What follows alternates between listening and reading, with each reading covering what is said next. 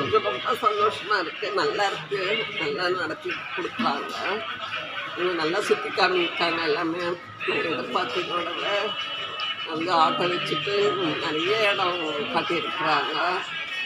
மெயினாக அந்த சாப்பாடு எல்லாமே அருமையாக இருக்குது. ஆமாம், வீட்டு சமையல் மாதிரி இருக்குது.